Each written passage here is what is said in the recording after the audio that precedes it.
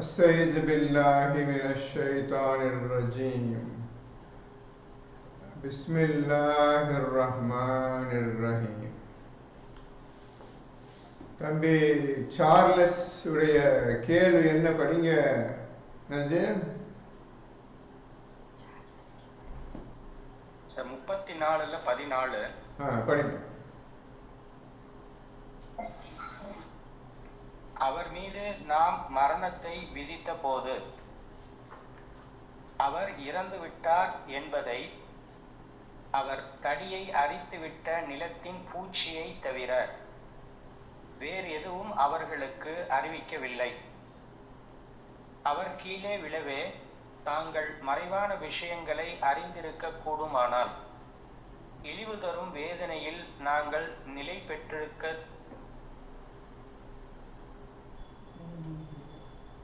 தெளிவாக தெரிந்தது. சார் உங்க கொஸ்டின் கேளு சார். அதுல அந்த பூச்சின்னு சொல்றாங்க சார், அந்த பூச்சி வந்து ஜீன்களுக்கு அறிவிச்சுன்னு சொல்றாங்க, அதுதான் கேள்வி சார். சரி, சுலைமான் நபி இந்த கடுமையான குணமுள்ள ஜின்களை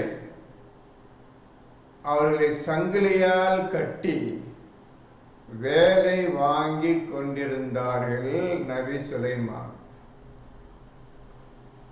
அப்போ எவ்வளவு சக்தி வாய்ந்தவர்கள் இந்த ஜின்கள்! அவர்களை சங்கிலியால் கட்டி ஓடிவிடாமல் தடுத்து கொண்டிருந்தார் சுலைமான் நபி. இப்போ நீங்க சிந்திக்க வேண்டும், அந்த சங்கிலி எவ்வளவு கடினமானதா இருக்கும். அந்த ஜின்களாலேயே உடைக்க முடியாதபடி அப்பேற்பட்ட சங்கிலி அவர் வைத்திருந்தார் நபி சுலைமான். அனைத்து விஷயங்களையும் சுலைமானுக்கு அல்லாஹ் வசப்படுத்தி கொடுத்திருந்தான். இப்படியாக வேலை ஒழுங்காக செய்கின்றார்களா என்று நபி சுலைமான் அவர்கள் மேற்பார்வை பார்த்து கொண்டிருக்கும் பொழுது, அவர் எப்போ கையில் தடி வச்சிருப்பார், அந்த தடியை பின்னால் வச்சு அதை சாஞ்சு கொண்டு பார்த்து கொண்டிருந்தார் வேலை செய்வதை. ஜின்கள் வேலை செய்வதை பார்த்து கொண்டிருந்தார். இப்பொழுது அவருக்கு மரணம் விதிக்கப்பட்ட நேரம் நெருங்கிவிட்டது. அந்த தடியில் சாய்ந்த வண்ணம் இருந்த பொழுதே உயிர் போய்விட்டது. உடல் அப்படியே ஒழுங்கா நிற்கிது, அதை சாஞ்சிட்டு கரெக்டாக நிற்கிது, கீழே விழுந்துடாம நிற்கிது. உடல் அந்த கம்பு மேலே சாஞ்சிக்கிட்டு நிற்கிது, பேலன்ஸாக நிற்கிது.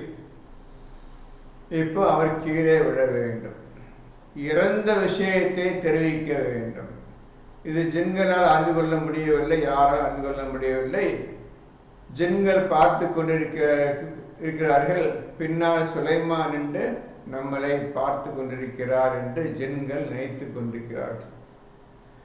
இப்பொழுது அந்த கரையான் என்று கேள்விப்பட்டிருப்பீர்கள். கரையான், இந்த வுட்டு பேப்பர்ஸ் இதெல்லாம் திங்கக்கூடிய ஒரு பூச்சி கரையான், எல்லா வீட்லையும் வர பார்த்துருப்பீங்க. அல்லாஹ் அந்த கரையான் பூச்சிகளை அனுப்பி அவன் சாய்ந்து இருக்கும் தடியை கீழ்ப்பக்கம் கடிச்சு சாப்பிட வைக்கிறான். அந்த கீழ்ப்பக்கம் கரையான் கடிச்ச உடனே கம்பு நவலுது, சாயுது, பொத்துனிக்க வந்துடுறாரு, சுலைமான் கே வந்துடுறாரு. இப்பொழுதுதான் ஜின்களுக்கு தெரிகின்றது அவர் இறந்து விட்டார் என்று தெரிகின்றது. இந்த மாதிரி விஷயங்களெல்லாம் நாங்கள் முன்னாமே அறிந்திருந்தால் இந்த மாதிரி இழிவு தரும் வேலையை நாங்கள் செஞ்சிட்டு இருக்க மாட்டோம், அல்லாஹ் விரோதம் நடந்திருக்க மாட்டோம் என்று ஜின்கள் கூறிக்கொள்கின்றார்கள். அந்த நிலப்பூச்சி கரையான் என்று நாம் சொல்லுவோம். அது மரத்தையும் பேப்பர் இந்த சம்பந்தப்பட்ட விஷயம் சாப்பிடாது. அந்த மரத்தடியை கீழே அரிச்சோடனே பேலன்ஸ் இல்லாமல் கீழே வந்துட்டார். இதுதான் நிலப்பூச்சி என்று இப்போ சிலர் சொல்கிறாங்க, சில பேர் கரையான்னு நம்ம சொல்லுவோம். இதுதான் அந்த விஷயம், அந்த அந்த ஆயத்து விஷயம் அதான். மற்ற அடுத்த கேள்வி, அடுத்த ஆயத்து 18:93 66 கேட்கிறார் சார். நீங்கள் இரும்பு பாலங்களை என்னிடம் கொண்டு வாருங்கள், பிறகு அவை இரு மலைகளுக்கிடையில் சமமாகும் போது ஊதுங்கள் என்றார். அதனை அவர் நெருப்பாக ஆக்கியதும், செம்பை என்னிடம் கொண்டு வாருங்கள், நான் அதை உருக்கி அதன் மேல் ஊற்றுகிறேன் என்றார். என்ன சொல்லுங்க சார், கொஸ்டின் கேளுங்க. என்னன்னு சார், செம்பெல்லாம் எப்படி அந்த காலத்துல உருக்கி இருப்பாங்கன்றத சார், எப்படி அவ்வளவு வெயிட் மலைக்கு மேல தூக்கி போனாங்க, அதுதான் சார் கேள்வி. சரி, அல்லாஹ் மனிதனுக்கு எல்லா சக்தியும் கொடுத்து படைச்சிருக்கிறான். அதுல 1-2 உதாரணமாக வெளிக்காட்டுறான். இந்த துல்கர்னைன் சில பேர் விஷயமாக காட்டுகின்றான். உங்களுக்கு அந்த சக்தி இருக்கின்றது. இதான் உண்மையான சயின்ஸ். இந்த குர்ஆனில் சொல்லப்பட்ட விஷயம் இருக்குது. இந்த சயின்ஸ் பக்கம் வாங்க, இந்த உண்மையின் பக்கம் வாருங்கள் தான் அல்லாஹ் மனிதர்களை கூப்பிடுகின்றான். நீங்கள் செய்து கொண்டிருக்கிறது சாதாரண விஷயம்தான்.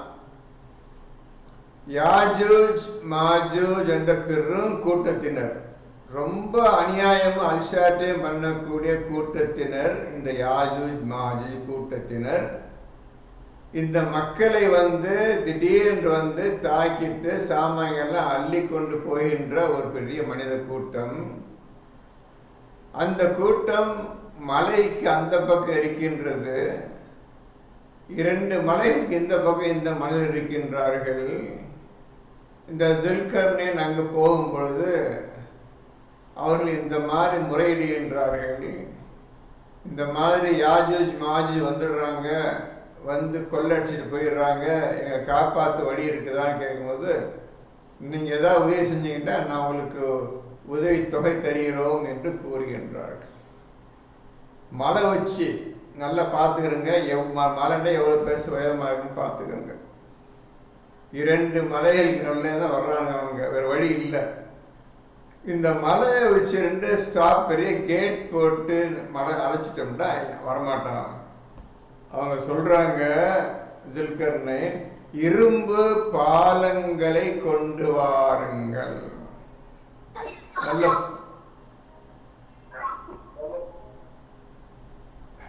நல்லா புரிஞ்சுக்கிறங்க.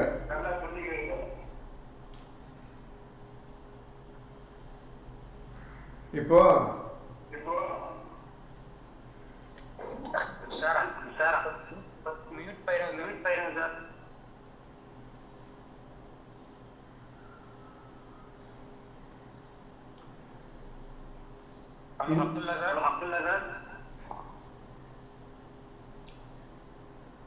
அப்துல்லா சார் கொஞ்சம் மியூட் சார். எல்லாம் மீட்ல போட்டுக்கிறங்கப்பா. நான் பேசுறது எனக்கே வருது, சவுண்ட் வருது. கொஞ்சம் ஜாக பார்த்துக்கிறங்க, மீட்ல போட்டுக்கிறங்க, எல்லாம் போட்டுக்கிறங்க. கொஞ்சம் கவனமா பார்த்துக்கிறங்க. நான் பேசுறது எக்கோ ஆகுது. இப்போ இந்த மக்களுடைய சக்தி என்னவென்றால், எந்த மக்கள் துல்கர்னைன்ட்ட உதவி கேட்டாங்களோ இந்த மக்களுடைய சக்தியை பார்த்துக்க. முதல்ல துல்கர்னைனுக்கு ஒரு சக்தி, இந்த மக்கள் அனைவருக்கும் அல்லாஹ் சக்தியை கொடுத்துக்கிறோம். இந்த மக்களிடம் சொல்லுகின்ற இரும்பு பாலங்களை கொண்டு வாருங்கள். இரும்பு பாலங்கள்னா பெரிய திக் ஷீட், இரும்பு ஷீட், அயன் ஷீட், அகலமான ஷீட். அதை வச்சுதான் தடுப்பு சுவர் அமைக்க முடியும். இவர் சொல்லுகின்றார், இரும்பு பாலங்களை கொண்டு வாருங்கள். இப்ப இந்த மக்களுக்கு அல்லாஹ் கொடுத்த சக்தி, இரும்பு ஷீட்டை உண்டாக்கக்கூடிய சக்தியும் வலிமையும் அந்த அறிவையும் கொடுத்திருக்கின்றான். இந்த பூமியில் எப்படி இரும்பை எடுப்பது, அந்த இரும்பை எப்படி ஷீட்டாக உண்டாக்குவது என்ற அறிவை அந்த மக்களுக்கு அல்லாஹ் கற்றுக் கொடுத்திருக்கின்றான். நல்லா பார்த்துக்கிறங்க, அவங்க எப்படி வெறும் கையா இரும்பு எடுத்தாங்க. அது எப்படி ஷீட்டாக ஆக்குனாங்க. நல்லா இந்த மக்களுடைய சக்தியை புரிஞ்சுக்கிறங்க. இந்த ஒரு ஆயத்தில் நீங்கள் புரிந்து கொள்ளக்கூடிய சக்தி மகத்தான சக்தி. இதுதான் சயின்ஸ். உண்மையான சயின்ஸ்னா இதுதான் சயின்ஸ். இந்த உலகத்தை நீங்கள் செஞ்சு கண்டுபிடிக்காத சயின்ஸ் கிடையாது, உட்படாத சயின்ஸ். அதை பாருங்க, எந்தவித உருக்காலை அயர்ன் ஓர் இண்டஸ்ட்ரி, இரும்பை உருக்கும் பெரிய ஒரு ஃபேக்ட்ரி இருக்குன்னு இப்போ இருக்குது பிலாய் ஊரில். இரும்பை உருக்கும் ஃபேக்ட்ரி. நம்ம வீட்டில் 40 வாட்ஸ் பல்பு 20 வாட்ஸ் பல்பு போட்டிருக்கிறோம். 2000 வாட்ஸ் 3000 வாட்ஸ் வச்சாதான் இரும்பு உருகும், தண்ணியாகும், இரும்பு தண்ணியாகும். அதுக்கப்புறம் நம்மளுக்கு வேண்டிய ஷேப், தண்டவாளம் செய்கிறதோ ஷீட்டு செய்கிறதோ எல்லாம் அதில் தான் செய்ய போகிறோம். இப்போ அந்த காலத்தில் இதெல்லாம் கிடையாது. நினைக்க வேண்டியதுதான், அல்லாஹ்வின் பேரை சொல்லி செய்ய வேண்டியதான், உடனே அது ஆகிவிடுகின்றது. இந்த சக்தியை அந்த மக்களுக்கு அல்லாஹ் கொடுத்திருந்தான் என்பதை நன்றாக மனதில் வைத்துக் கொள்ளுங்கள். மனிதனுக்கு இவ்வளோ சக்தி இருக்குது, அது உபயோகப்படுத்தினாங்க. அவங்க இரும்பு ஷீட்டை செஞ்சாங்க, செஞ்சு வச்சாங்க. அதுக்கப்புறம் என்ன செய்யணும்னு தெரியல அவங்களுக்கு. இப்போ ஜில்கர்னு பார்க்குறாரு, இவ்வளோ இரும்பு ஷீட்லாம் அவங்க செய்கிறாங்கல்ல, நம்மகிட்ட உதவி கேட்குறாங்கல்ல, சரி அந்த இரும்பு ஷீட்டெல்லாம் கொண்டு வாங்க, எடுத்துட்டு வாங்கன்னு சொல்கிறாங்க. இரும்பாக செய்யப்பட்ட ஷீட்டை தலவாழம் கொண்டு வாங்க. அது 2 மலைக்கு ஒன்று மேலே ஒன்று ஷீட் வச்சு வச்சு வச்சு 2 மலையும் சேர்ற அளவுக்கு நான் ஃபஸ்ட்டு ஒரு தடுப்பை நிற்க வச்சிடுறேன். அதுக்கப்புறம் மக்களோட சக்தியை பாருங்க. இதில் ஊதுங்கள், நல்லாப்பா ஊதுங்கள். ஊதுன்னா அவங்க அந்த காற்று அவங்க சக்தி, மனுஷனுக்கு சக்தி கொடுத்துக்கிறான். ஊதுனா நெருப்பாய் நெருப்பாய் நெருப்பாய் எல்லாம் உருகி எல்லாம் ஒட்டிக்கிறது. எல்லா ஷீட்டும் அப்படியே ஒட்டிக்கிறது. 2 மலைக்கு அளவுக்கு உச்சி வரை வச்சு அப்படி பெரிய ஒரு தடுப்பு சுவர், இரும்பால் செய்யப்பட்ட தடுப்பு சுவரை ஏற்படுத்தி விட்டார் ஜுல்கர்னைன் அந்த ஊர் மக்கள். இப்போ நன்றாக நீங்கள் செய்ய வேண்டியது, யோசிக்க வேண்டிய விஷயம். இதை கேட்ட யாராவது சொன்னால் சும்மா கதை சொல்லுவாங்க. சரி, கதைன்னு சொல்கிறவங்க சொல்லிட்டு போட்டால் தப்பு கிடையாது, எனக்கு தெரியாது, கண்ணால் பார்க்கல, இதை நடக்கக்கூடிய காரியமா என்று கேட்பார்கள். இது இறைவன் மீது நம்பிக்கை கொண்ட மக்களுக்கு இதைவிட பெரிய காரியங்கள் எல்லாம் செய்ய முடியும் என்று அல்லாஹ் சொல்லுகின்றான் இந்த மனிதர்களுக்கு. இதை அவர் புரிந்து கொள்ளவில்லை, இது படித்ததும் கிடையாது. ஆனால் அவர்களுக்கு இது சொல்வதெல்லாம் புரியாது, விளையாட்டாகும், பொய் என்று சொல்லிவிடுவார்கள். சரி, அவர் சொல்லிவிடு போட்டும். இந்த குர்ஆன் விஷயத்தை நான் உங்களுக்கு சொல்கிறேன், கேட்டுக்கோங்க. எங்கள் குர்ஆன் என்ன போட்டிருக்குது அதை பற்றி நாம் பேசிட்டு இருக்கிறோம். இப்போ ஊதுறாங்க. ஊதுறோன்னே நெருப்பா வந்து உருகி வந்தது, எல்லா ஓட்டையும் அடைச்சி ஒரு ஷீட்டை எல்லாம் ஒட்டிக்கிறது. 2 மலைக்கு அது பக்கத்தில் முழுமையாக பெரிய கேட் போட்டாச்சுப்பா. இப்போ காப்பர், காப்பர் என்ன சொல்றது, அது என்ன பண்ணுறது குரான்ல, அந்த செம்பு, உருகிய செம்பை கொண்டு வாங்க அப்படின்னு சொல்றாங்க. அப்போ இரும்பையும் எடுக்கக்கூடிய சக்தி மக்களுக்கு இருந்தது. செம்பு காப்பர், அந்த காப்பரை கொண்டு வர, உருகிய காப்பரை கொண்டு வர்ற சக்தி இருந்தவங்க. அப்போ எதை ஊதி உருக்கி எல்லாம் ஒன்றா சேர்த்தாங்களோ ஷீட் எல்லாத்தையும், அதே மாதிரி காப்பர் எடுத்து அதையும் ஊதி உருக்கி தண்ணி மாதிரி கொண்டாந்து, சுட சுட தண்ணி மாதிரி கொண்டு வந்துக்கிறாங்க. அந்த காப்பர் செம்பு அதை கொண்டு ஊற்றுவேன், அதுமாரி ஊற்றுவேன். அந்த ஷீட் மேலே பூரா மலை மேலே உச்சி மலையிலே ஊற்றுறாங்க. ஊற்றி எல்லாம் டோட்டலாக பெரிய கேட்டு அசைக்க முடியாத அரண் ஆயிடுச்சு. இனி அந்த கூட்டம் இந்த மலை வரை வந்து ஆகணும், இனி வர முடியாதபடி தடுத்து விட்டேன் என்று கூறுகின்றார் ஜுல்கர்னைன். எனினும் இந்த மலை அன்றைய கியாமத்து நாள் என்று அல்லாஹ் கிருபை கொண்டு தூள் தூளாக ஆகிவிடும். இந்த மலையும் கியாமத்து நாள் என்று இந்த பெரிய ஒரு தடுப்பு சுவரும் தூள் தூளாக ஆகிவிடும் ஜுல்கர்னை அந்த மக்களுக்கு உபதேசம் செய்கின்றார். இப்பொழுது ஜுல்கர்னுடைய அறிவும் சக்தியும் அந்த மனிதனுடைய அறிவையும் ஞானத்தையும் அல்லாஹ் எப்படி கொடுத்துருக்கிறான்னு பாருங்க. அந்த மக்களுக்கு இரும்பை எடுத்து அதில் ஷீட்டு செய்யக்கூடிய சக்தியை கொடுத்துருக்குறான். சரி, இது ஒரு புறம் இருக்க, நீங்கள் இப்போ குர்ஆனை ஓதிட்டுருக்கிறீங்க. இதில் சொல்லப்பட்ட விஷயம் அனைத்தையும் நீங்கள் செய்து ஆக வேண்டும். இதுதான் மனிதனுடைய செயல். இதை நீங்கள் செஞ்சு காட்டணும். அல்லாஹ் சொன்ன விஷயம் செஞ்சு காட்டுறேன்னு ஒவ்வொரு ஆயத்தையும் செய்து காட்ட வேண்டும். அப்பேற்பட்ட சக்தியையும் ஞானத்தையும் அறிவையும் மனிதர்களுக்கு அல்லாஹ் தந்திருக்கின்றான். இது அப்படியே வேஸ்ட்டாக போகுது உங்கள்கிட்ட. இதுக்கு உபயோகப்படுத்தாமல் இந்த ஊர் உலகத்தை வேலை செஞ்சு வர்ற சம்பளத்தை வச்சுக்கிட்டு வாழக்கூடிய ஒரு வீரமான வேலம் எல்லாம் செஞ்சுட்டு இருக்கிறோம். உனக்குள்ள சக்தி எப்பேற்பட்ட சக்தி, நீ யாரென்று புரிந்து கொள்ளாமல் உன்னையே நீ அழித்து கொண்டு நாசமாக போய் கொண்டிருக்கின்றாய். நாசமாக்கி கொண்டிருக்கின்ற வாழ்க்கையை எவ்வளவு சொன்னால் திருந்த மாட்டாய். அவ்வளோ ஓது விஷயத்தை புரிஞ்சிக்க அவ்வளோ சக்தி நம்ம தந்திருக்கிறாங்க. எப்படி சொல்கிறான்? இது அவன் நம்பவே இல்லை, சும்மா தேவையில்லாமல் குரான் வச்சு போயிட்டு அதை விடுங்க. இப்போ இதே தான் இப்போ நூஹு உடைய விஷயத்துக்கு வாங்க. அவர்தான் முதல் கப்பலை கட்டினார். உலகத்துக்கே முதல் முறையாக தண்ணீரில் மனிதன் கடந்து போகக்கூடிய ஒரு டிவைஸ், ஒரு பொருள் கண்டுபிடிச்சான்னு சொல்லி கொடுத்தான். கப்பல் ஒன்று கட்டும். எப்படி கப்பல் செய்கிறது, எப்படி அதில் போகிறது, எப்படி தண்ணியில் போகணும், இது எல்லாம் சொல்லி கொடுத்து அது ஒரே ஒரு ஆள்.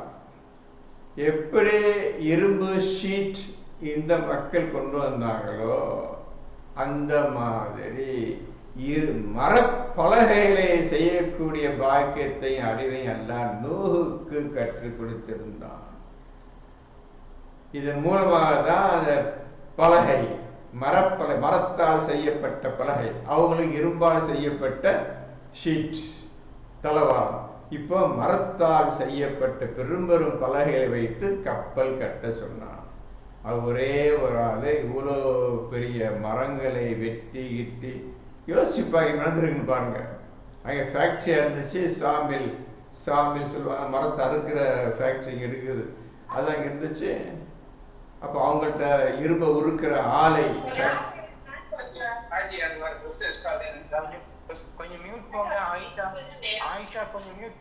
ஏமா சொன்ன கேட்குதா, புரியலையா, புரியுதா? மீட்டில் போடுங்க சொன்னால் உங்கள் வீட்டு விஷயம் இங்கே வாங்கிட்டு இருக்கு. எனக்கு கொஞ்சம் ஜாக்கிரதையை பார்த்துக்கணும்னு சொன்னால் உங்கள் வீட்டு விஷயம்லாம் பேசிட்டீங்க நீ உட்காந்து. இப்போ இந்த மரப்பலகையை செய்யக்கூடிய சக்தி நூஹுக்கு அல்லாஹ் கற்றுக் கொடுத்திருந்தான். பார்த்துக்கிறங்க மனிதன் எப்படிப்பட்ட முன்னேற்றம் அடைஞ்சுக்கிறான் பாருங்க. இரும்பை கையால் செஞ்சு, இரும்பு எடுத்து கையால் செஞ்சு கவசம், ஹெல்மெட்டு, வால், கத்தி இதெல்லாம் செய்கிற சக்தியை தாவூத் நபிக்கு அல்லாஹ் கற்றுக் கொடுத்திருந்தார். அவர் செய்தார், எல்லாம் செய்தார். சுலைமானுக்கு மகத்தான கல்வி விஷயங்களையும் அவர்களுக்கு வசப்படுத்தி கொடுத்திருந்தான். இந்த மாதிரி மனிதனுக்கு இவ்வளோ சக்தியை கொடுத்துருக்குறேன், எல்லாருக்காக இதை உதாரணம் காட்டுறேன். எல்லா மனிதர்களும் இந்த காரியத்தை செய்யலாம், நினைத்ததை செய்யலாம் என்று அல்லாஹ் அவர்களுக்கு மனிதர்களுக்காக சொல்லியிருக்கின்றான். இந்த குர்ஆனை யார் ஓதி உண்மை ஒழுங்காக புரிந்து கொண்டார்களோ அவர்களுக்கு தெரியும் இது சாத்தியம், நிச்சயமாக நம்மால் இந்த காரியத்தை செய்ய முடியும் என்று நம்பிக்கை கொள்வார்கள். மற்றபடி இட்ஸ் கிரேட்டஸ்ட் சயின்ஸ். இந்த சயின்ஸ் வேணுமா? இல்லை நான் இதை செஞ்சுட்டு இருப்பேனா, இங்கே உட்காந்துக்கிட்டு செல்ஃபோன் வச்சுக்கிட்டு போய்கிட்டு காரை ஸ்டார்ட் பண்ணிக்கிட்டு காரில் போய்கிட்டு பிளேனில் போய் உட்காந்துருப்பேனா? நினச்ச அந்த காரை நடத்தணும். இதான் மனிதன சக்தி அவனை கொடுத்துக்கிறான். இந்த சக்தி நிறைந்தவன் தான் மனிதன். இதுதான் குர்ஆன், இதுதான் சயின்ஸ், உண்மையான சயின்ஸ். மற்றெல்லாம் சயின்ஸ் கிடையாது, உருப்படாத சயின்ஸ், எந்த பிரயோஜனமும் கிடையாதுனால. இதனால் எந்த பிரயோஜனம் கிடையாது. இந்த உலக வாழ்க்கையை வாழ்றதுக்கு எவன்லாம் ஆசைப்படுறானோ அவனுக்கு தான் இந்த எலக்ட்ரிக்கல் லைன்னு எலக்ட்ரானிக் டிவைஸ் எல்லாமே அவனுக்கு தான், மற்ற யாரும் கிடையாது. அல்லாஹ் நம்மளவனுக்கு எதாவது தேவையே கிடையாது. அவன் நினைச்சா அது காரியம் நடந்துடும். அப்படி செய்ய மனம் செய்தவர்கள் இது உலகத்துக்கு யாரும் கிடையாது. எவனும் செஞ்சதும் கிடையாது, எவனும் குறை ஓதுனதும் கிடையாது, ஒன்றும் கிடையாது. இப்போ எப்படி நீங்கள் இந்த 2 ஆயத்தையும் படித்து இந்த அவங்க யாஜூஜ் மாஜூஜ் அந்த இரும்பு தளவாடங்கள் அந்த மக்களை பற்றி புரிஞ்சுக்கிறங்க. அவன் மனிதர்கள் தான், நபி கிடையாது. யார் அந்த யாஜூஜ் மாஜூஜ் மக்கள் இருந்தாங்களே, இரும்பை ஊதி உருக்க வச்சாங்களே, அவங்க நபிங்க கிடையாது. சாதா உங்களை இப்போ நம்மளை இப்போ மனிதர்கள் தான். அவர் துல்கர்னைனே நபி கிடையாது, சாதா மனிதர்கள் தான். பாருங்க என்னம்மா சக்தி கொடுத்துறான். இவங்க நபிக்கு அதே சக்தி கொடுத்துக்கிறான், மனிதர்களுக்கு அதே பெரிய சக்தி ஆனந்தம் கொடுத்துக்கிறான். ஆகவே யாரும் நினைச்ச காரியத்தை நீங்கள் உண்மையான மூமீனாக இருந்தால் எந்த காரியத்தையும் கண்ணிமைக்கும் நேரத்தில் செய்து முடிக்கலாம். இதுதான் மனிதனுடைய சக்தி, ஈமான் கொண்டவனுடைய சக்தி வேலை இதுதான். இதை நீங்கள் ஓதி ஒழுங்காக புரிந்து கொள்ள வேண்டும். இப்போ மகத்தான பாக்கியத்தை உள்ள மனிதர்கள்லாம் இந்த உலகத்தை வாழ்ந்துக்கிறாங்க. இது யாரு கொடுத்துருப்பா, இந்த மாதிரி சக்தி யார் கொடுத்துருப்பாங்க என்றெல்லாம் நீங்கள் சிந்திக்க வேண்டும். இதை படைத்த இறைவன் அல்லாஹ் என்ற ஒருத்தன் இருக்கின்றான். இவனுக்கு யார் பயந்து நடக்கின்றார்களோ அவர்களுக்கு இந்த பாக்கியம் நிச்சயமாக உண்டு. அவ்வளோதானே சார்லஸ்?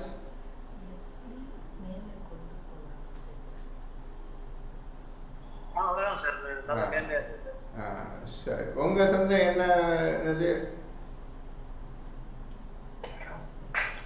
சார் 2:158 அப்புறம் 22:36. சரி, அதுல நிச்சயமாக சஃபா மருவா அல்லாவின் அடையாளங்களில் உள்ளவை அப்படின்னு வருது. 22:36 இன்னும் ஒட்டகங்கள் அவற்றை உங்களுக்கு அல்லாவின் அடையாளங்களில் இருந்து நாம் ஆக்கி இருக்கின்றோம் அப்படிங்கிறது வருது. அல்லாஹ்க்கு உருவம் கிடையாது. அப்படி இருக்கிறப்ப அடையாளங்கிறது எதை குறிப்பிடுறாங்க அப்படிங்கிறது ஒரு கேள்வி சார். இது இந்த விஷயத்தை எல்லோருமே சிந்திக்கக்கூடிய விஷயம் இது. இப்போ அல்லாஹ் இந்த வார்த்தை, அல்லாஹ் இந்த வார்த்தை தான். இந்த வார்த்தைக்கு அர்த்தம் கிடையாது. அல்லாஹ் அவனை பற்றி அவன் பேசுவான்.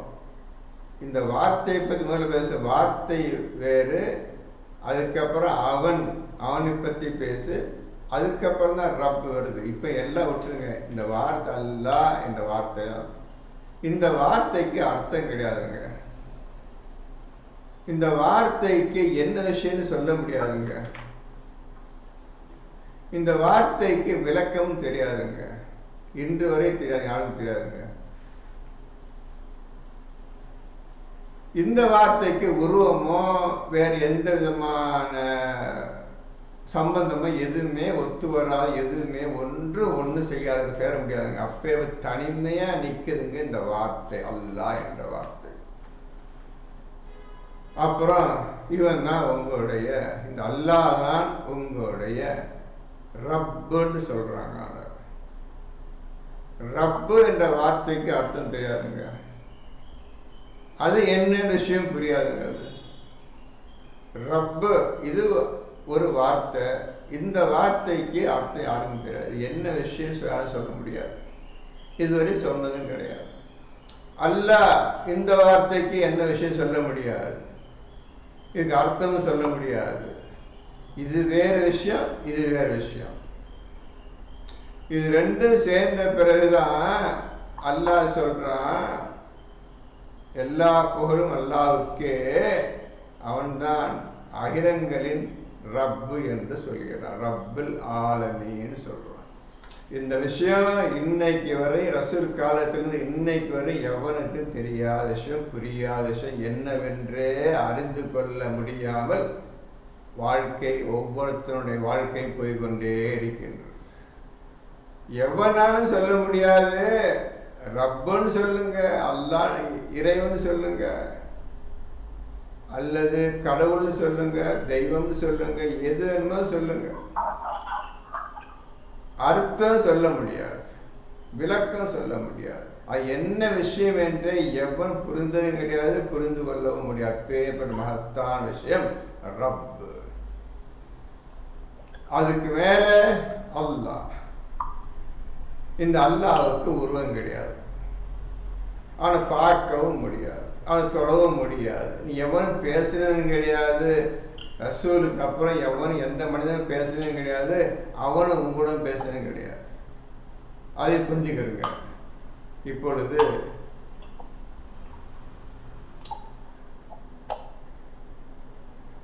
இப்பொழுது நீங்கள் செய்ய வேண்டியது, ஒரே சத்தம் வந்துட்டு இருக்குது, கொஞ்சம் பார்த்துக்கிறேன்னு சொல்லிட்டே வர்றேன், கேட்க மாட்டேங்க. யாரும் கேட்க மாட்டேங்கிறீங்க. இது சாரா மேடம் கொஞ்சம் மீட் போடுங்க. இது ஆப்ஷன் எல்லாம் புதுசா மாறி இருக்கனால இங்க என்னால மீட் போட முடியல சார். அவங்க பர்சனலா பண்ணாதான் பண்ண முடியும். அதனால கொஞ்சம் எல்லாரும் கொஞ்சம் மீட்டை கொஞ்சம் செக் பண்ணிக்கிங்க. இப்போ மிக முக்கியமான விஷயத்தை பற்றி சொல்ல போறேன். நான் சொன்னாலும் உங்களுக்கு புரிய போவது கிடையாது. நல்லா சிந்தித்து அறிவுடைய மக்களாக நீங்கள் இருக்கிறீங்கன்னு நம்பி பேசுகிறேன். இதை நீங்கள் நான் சொன்ன விஷயத்தை மேற்கொண்டு சிந்தனை செய்துதான் இந்த இவர் நசீர் கேட்ட 258க்கு ஒழுங்கான விடையை நீங்கள் அடைய முடியும். இப்போ சவா மர்வா அல்லாஹ்வின் அடையாளங்களில் உள்ளதாகும் என்று போற்றிருக்கு. அல்லாஹ்வுக்கு உருவம் கிடையாது, பார்க்க முடியாது, தொட முடியாது, எதுவுமே செய்ய முடியாத பட்சத்தில் இவனுக்கு ஒரு அடையாளம் இருக்கிறது என்று அல்லாஹ் தன்னை பற்றி இந்த 258 குறிப்பிடுகின்றான். அந்த சஃபா மர்வா இந்த 2 வார்த்தைக்கு அர்த்தம் இன்னைக்கும் எவனுக்கும் தெரியாது. அது என்னவென்றே புரியாது.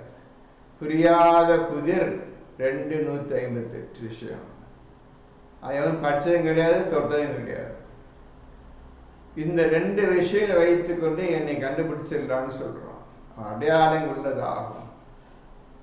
இந்த 2 அடையாளத்துக்கு அர்த்தம் தெரியாது, அது என்னவென்று புரியாது. இந்த 2க்கு அர்த்தமும் தெரியாது, அது என்னவென்று புரியாது. இப்படியாக இந்த குர்ஆன் புறப்பட்டிருக்கின்றது. இது அடையாளங்களில் உள்ளதாகும் என்று சொல்றோம். இப்போ மறைஞ்சிருக்க விஷயம், கண்ணுக்கு தெரியாம உருவம் இல்லாத, எந்த விதத்திலும் நீங்க பார்க்க முடியாத அந்த அல்லாஹ் தனக்கு அடையாளம் இருக்கிறது என்று கூறுகின்றான். இந்த அடையாளத்துக்கு என்ன அர்த்தம் தெரியாது. இப்பொழுது நாம் இந்த அல்லாஹை உணர்ந்து கொள்ள வேண்டும். உணர முடியாது. அல்லாஹ் தான் உண்மையான இறைவன் என்பதை தெளிவாக சந்தேகமில்லாமல் நாம் அறிந்து கொள்ள வேண்டும். எதை வைத்துக்கொண்டு? இந்த அடையாளங்களை வைத்துக்கொண்டு. இந்த அடையாளம் என்ன என்பதை அறிந்து கொள்வதற்கு சொல்லினை கேட்டுக்கொண்டே வாருங்கள். இப்பொழுது எல்லாமே கண்ணுக்கு தெரியாத விஷயம் போயிடுச்சு. பார்க்க முடியாது, தொட முடியாது, பேச முடியாது, எதுவுமே தெரியாது, எந்த உருவமும் கிடையாது.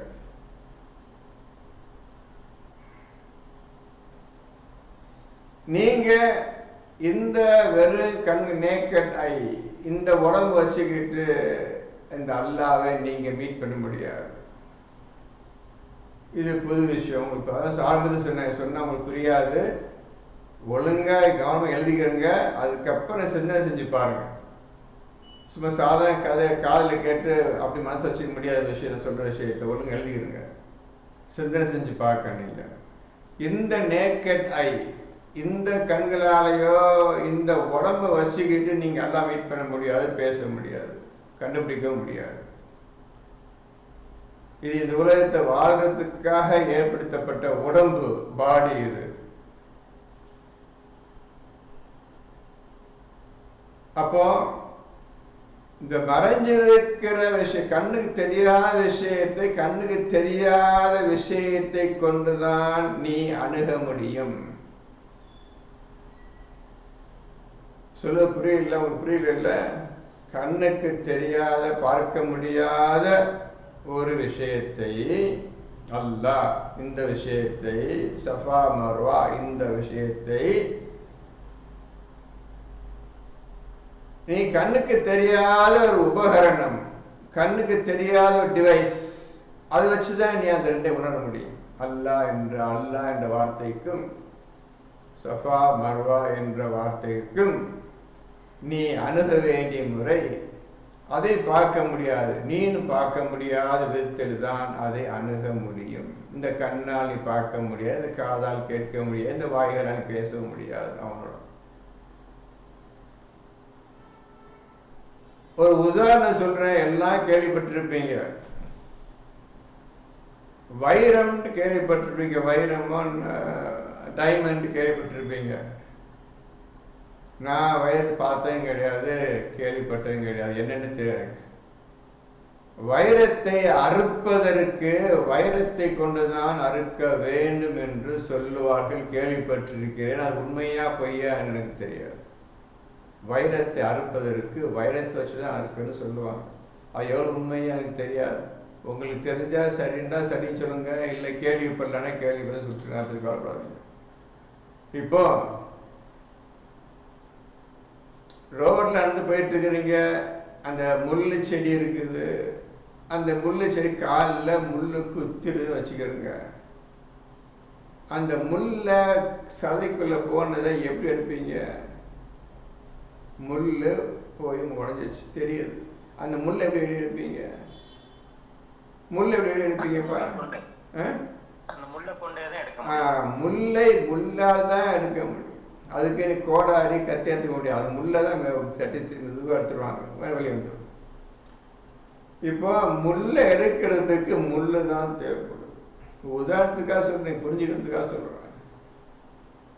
இந்த உருவமில்லாத, பார்க்க முடியாத இந்த அல்லாஹ்வை நீங்கள் அறிந்து கொள்வதற்கு உருவமில்லாத வஸ்தை வச்சுதான் நீங்க அவனை அறிய முடியும். புரியுதா? சொல்ல புரியுதா? அதுக்காக உதாரணம் சொன்னேன். அதற்கு இந்த பாடி உதவி செய்யாது, இந்த கண்கள் உதவி செய்யாது. உங்களை நீங்கள் அவனை போல் தெரியாத விதத்தில் கொண்டுதான் நீங்கள் அணுக முடியும். முல்லை முள்ளால் எடுக்கக்கூடியது போல் தெரியாதவன், கண்ணுக்கு பார்க்க முடியாதவன் நீங்க உங்களை பார்க்க முடியாதவனாக ஆக்கி கொள்ள வேண்டும். புரியுதோ? கஷ்டம், பெரிய கஷ்டம். சொன்ன எழுதிக்கிறீங்க, சிந்திச்சு பாருங்க. உங்களை நீங்கள் மறைத்து கொள்ள வேண்டும். இந்த பாடியால கண்டுபிடிக்க முடியாது, அல்லாஹையோ சஃபா மர்வாயை கண்டுபிடிக்க முடியாது. உங்களை நீங்கள் மறைத்து கொள்ள வேண்டும், மறைந்து விட வேண்டும். அதை அந்த ஒரு டிவைஸ் வச்சுதான் நீங்க பார்க்க முடியாத இறைவனை கண்டுபிடிக்க வேண்டும். கண்டுபிடிக்க வேண்டும் என்றால் உருவதும் கிடையாது, டோட்டலா இவன் தான் இறைவன் என்பதை நீங்கள் அறிந்து கொள்வீர்கள் ஞானத்தை கொண்டு.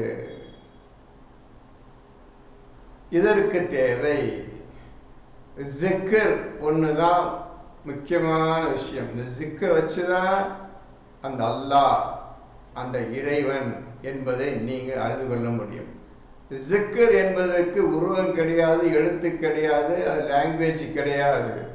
ஜிக்கர் என்ற வார்த்தைக்கு அர்த்தம் கிடையாது, அர்த்தம் சொல்லவும் முடியாது, எழுதியும் காட்ட முடியாது, விளக்கவும் முடியாது, எழுதியும் காட்ட முடியாது, படிக்கவும் எழுத ஒன்று, ஒரே வார்த்தை, மூணே எழுத்து ஜிக்கர், அவ்வளோதான். எப்படி அல்லாஹ் இந்த வார்த்தை மட்டும் தான் நிற்குதோ, ஒன்றும் செய்ய முடியாதோ, அதே போல் ஜிக்கர் என்ற வார்த்தை ஒன்றும் செய்ய முடியாது. அப்படியே இது வைத்து கொண்டு தான் உன்னுடைய பார்க்க முடியாத அந்த அல்லாஹ்வை நீங்கள் அறிந்து விடவே. ஆன்மா உண்மைதான், இவன் தான் உண்மையான இறைவன், அகிலங்கள் இறைவன் இவன் தான் என்பதை நீங்கள் உணர்ந்து கொள்ள வேண்டும், புரிந்து கொள்ள வேண்டும், விளங்கி கொள்ள வேண்டும். என்ன செய்வது? எப்படி நீங்கள் உங்களை மறைத்துக் கொள்வீர்கள்? உங்கள்கிட்ட சக்தி இருக்குது, அந்த சக்தி வச்சுதான் நீங்க அந்த அல்லாஹ்வை கண்டுபிடிக்க முடியும்.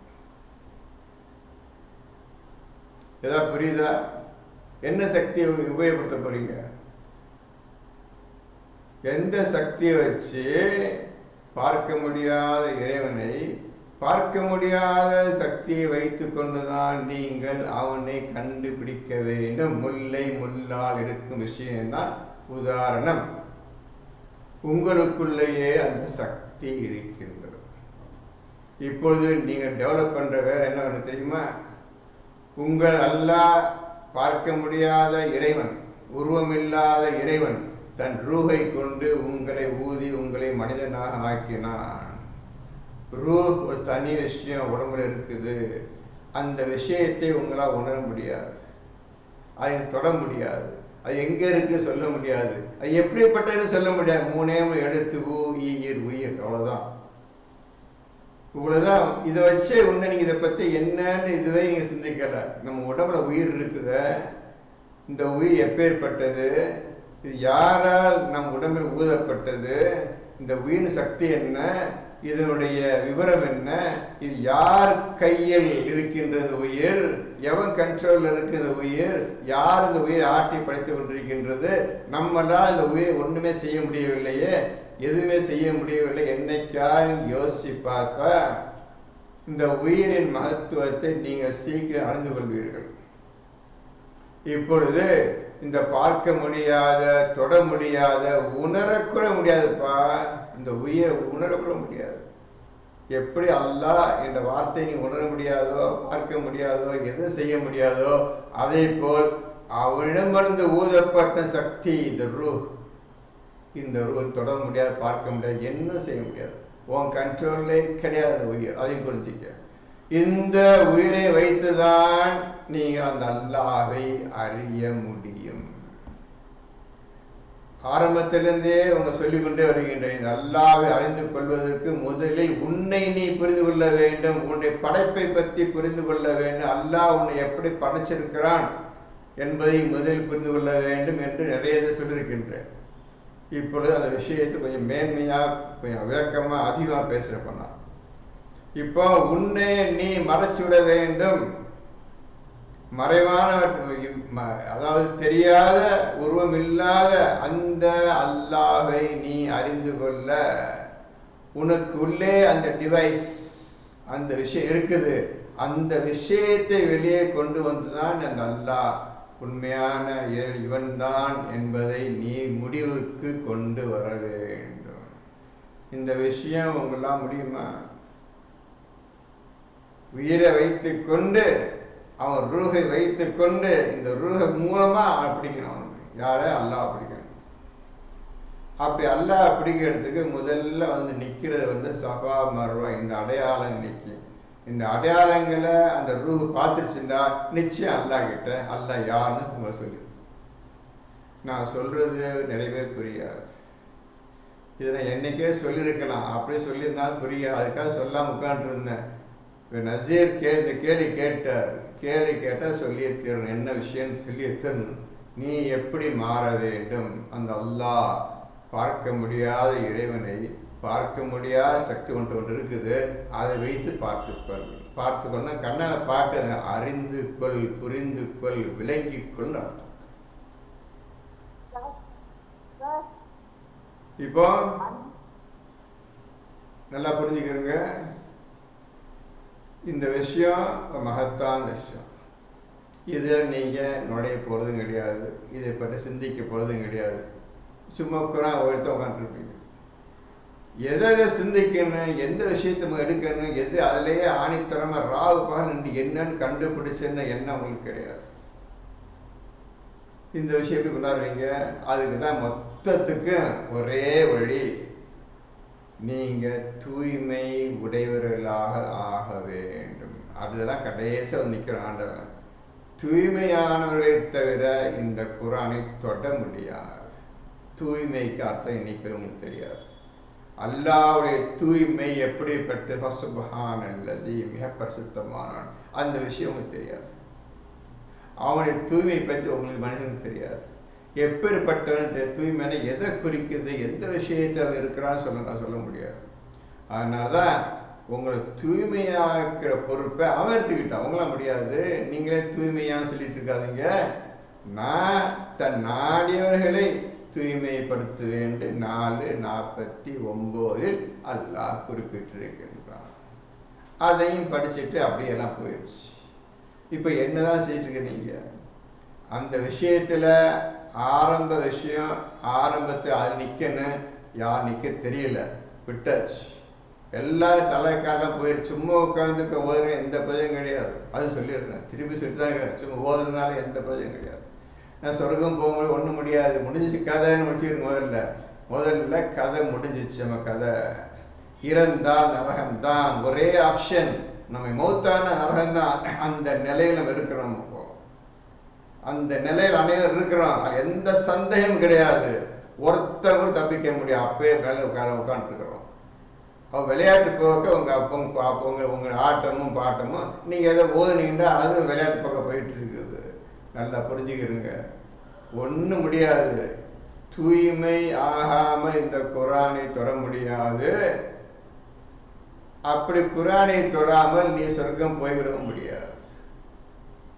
இப்பேற்பட்ட மகத்தான கண்டிஷனில் அல்லாஹ் இந்த குரானை மனிதர்களுக்கு இறக்கி இருக்கின்றான்.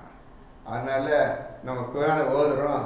இஸ்லாத்தில் அரபியில் ஒரு பேர் வச்சாச்சு, நாங்கள் இஸ்லாத்தில் இருக்கிறோன்னு நினச்சிக்காதீங்க. ஜாக்கிரதைங்க. குரான் ஓதுனா தெரியும், ஒன்லி ஆப்ஷன் நரகம். தப்பிக்கிறதுக்கு என்ன வழி, அதுக்காக நீங்கள் எல்லாம் உட்காந்துக்கிறீங்க. இந்த நரகத்தில் தப்பிச்சிருன்னு அதுக்காக உட்காந்துக்கிறீங்க. இப்போ நீங்கள் ஆனால் பெரிய விஷயங்களை நீங்கள் செய்ய வேண்டியிருக்கின்றது இந்த நரகத்திலிருந்து தப்பித்து கொள்வதற்கு. ஆனால் மனிதன் அதை செய்ய மாட்டான். இதில் அக்கறை காட்ட மாட்டான். இதில் முழு முயற்சியை ஈடுபட மாட்டான். அது நிச்சயம் உங்களால் முடியாது. கடினமான உழைப்பு தேவை. இது நீங்கள் தான் குரானை ஓதி புரிந்து கொள்ள வேண்டும். சாதாரண விஷயம், எளிதாக செய்யக்கூடிய விஷயம் தூய்மையாவது 9:23-24 அது உங்களால் செய்ய முடியாது. ரொம்ப எளிதான விஷயம். அதை செஞ்சீங்கன்னா நீங்கள் தூய்மை ஆயிட்டீங்க. அதில் எந்த சந்தேகம் கிடையாது. ஆனால் ஒரு காலம் அந்த விஷயத்தை இறங்க மாட்டீங்க, செய்ய மாட்டீங்க. புரிஞ்சதோ? 9:23-24 உங்களால் முடியாது. நினச்சிக்கூட பார்க்க மாட்டீங்க அந்த விஷயத்தை. அப்பேற்பட்ட நிலையில் மனிதன் இன்று ஷைத்தானுடைய கட்டுப்பாட்டில் இருக்கின்றான். அவன்தான் உங்களுக்கு குருவாகவும் தலைவனாகவும், அவன் தான் அவன் கடவுளாக இருக்க அன்னைக்கு இருக்கிறான். அவன் பேச்சு கேட்டுக்கிற அனைவரும், உலக மக்கள் அனைவரும் நடந்து கொண்டிருக்கின்றார்களே தவிர இந்த குரானையோ அல்லாஹை பற்றியோ எந்த பயமும் அவர்களுக்கு கிடையாது. இன்றைய உலகத்தில் வாழும் மக்களுக்கு அதில் எந்த சந்தேகமும் கிடையாது. இவ்வளவு சொல்லி உங்களுக்கு பயம் வராது. அது ஆச்சரியமான விஷயம் என்னவென்றால், இவ்வளவு எடுத்து சொல்லி உங்களுக்கு பயம் வராது. இந்த குரான் படி ஓதுவோமே என்ற எண்ணம் வராது. வருவதற்கு சான்ஸே கிடையாத ஒரு முறையில் உங்கள் வாழ்க்கையை நீங்கள் அமைத்து கொண்டு விட்டீர்கள். அதிலிருந்து விடுபடுவதற்கே வருஷக்கணக்கில் ஆகும் சொல்லிவிட்டேன். இப்பொழுது இந்த அல்லாஹ் அறிவதற்கு, பார்க்க முடியாத இறைவன் அறிவதற்கு, நீ பார்க்க முடியாத உன்னுடைய உயிர், அதான் டிவைஸ். இதை வச்சுதான் உன்னுடைய இறைவனை நீ அறிந்து கொள்ள முடியும். இவ்வளவு விஷயங்கள் செய்ய வேண்டியிருக்கின்றது இந்த சஃபா மர்வா என்ற விஷயத்தை அறிந்து கொள்வதற்கு. இந்த அடையாளங்கள் மூலமாக தான் அவங்ககிட்ட இருக்க முடியும். யார் என்று கண்டுபிடிக்க முடியும். இந்த சஃபா மர்வானா என்ன, அந்த விஷயத்துக்கு வரணும். அது மறைந்திருக்கின்ற விஷயம். கண்ணால் பார்க்க முடியாத விஷயம், அர்த்தம் கிடையாது, விளக்கம் ஒன்றும் கிடையாது. குர்ஆன்ல அல்லாஹ் இதுக்கு அர்த்தம் சொல்ல முடியாது. காரணம், அதற்கு எந்த ஒரு மொழியும் கிடையாது பேசுறதுக்கு. அது அந்த சஃபா அந்த 2 வார்த்தைக்கு மீறி எந்த வார்த்தையும் கிடையாது. அர்த்தம் சொல்ல முடியாது, விளக்கம் சொல்ல முடியாது.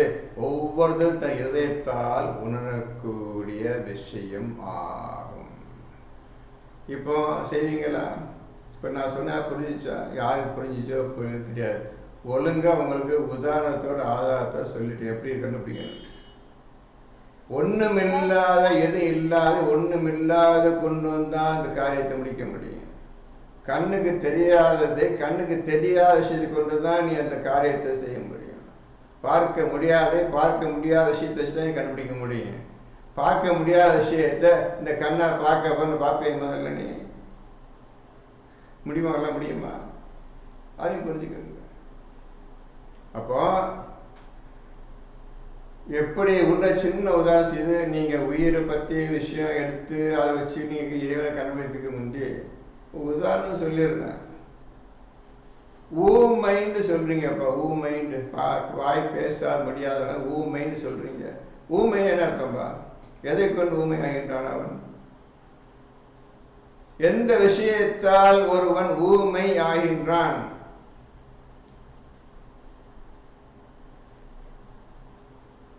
பல்லு சரியில்லையா, நாக்கு சரியில்லையா, உதடு சரியில்லையா, வாய் சரியில்லையா, தொண்டை சரியில்லையா, பேச முடியலையா? எதை வைத்து ஒரு ஊமையாக ஆகின்றான்? கரெக்ட். பிறவிலேயே காது கேட்காமல் அந்த பிறந்த குழந்தை எந்த சப்தமும் கேட்காம வந்துட்டே வருது. இது அம்மா அப்பா இப்போ கேட்டிருந்தா அது அம்மா அப்பா சொல்லணும், ஒன்றுமே சொல்லலாம், கடைசி ஊமை. அப்படிதான் ஊமைன்னு சொல்கிறது. செவிட காது கேட்காத ஒரு மனிதனுக்கு நம்ம வைக்கிற பேர் என்ன? ஊமைன்னு பேர் வைக்கணும். புரிஞ்சுக்கிட்டீங்களா? அதனால் எதுக்கு உதாரணத்துக்காக சொல்கிறேன், புரிஞ்சுக்கணுங்க. முல்லை முள்ளை அடுக்க வேண்டும். ஒன்றும் தெரியாத விஷயத்தை கொண்டு தான் அணுக முடியும். அந்த அல்லாஹ்வை இந்த ரூஹை கொண்டு தான் அணுக முடியுமே, பாடியாக முடியாதுன்னு சொன்னேன் அவங்களுக்கு. இப்போ உங்களுக்கு தெளிவான விஷயத்துக்கு நான் இப்போ சொல்ல போகிறேன்.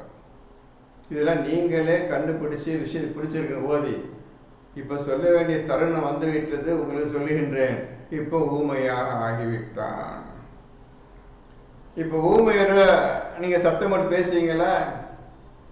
ஊமை கிட்ட போய் நீங்கள் உன் பேர் என்ன, எங்கே இருந்தால் கேட்பீங்களா? கேட்க முடியுமா? முடியாது. ஏன் முடியாது?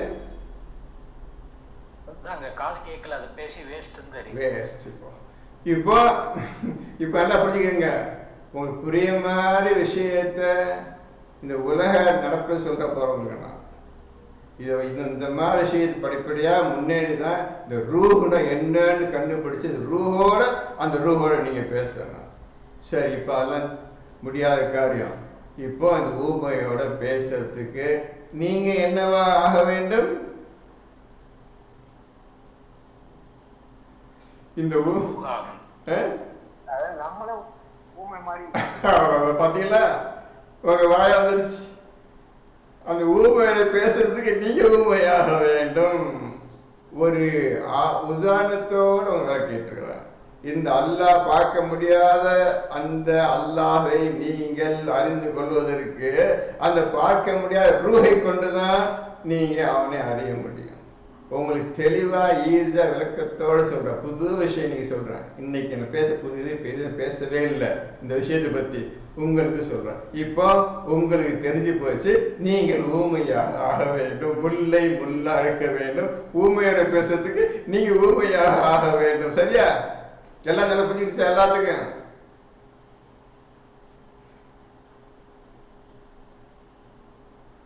என்ன எல்லாம் ஊமையா போயிட்டீங்க?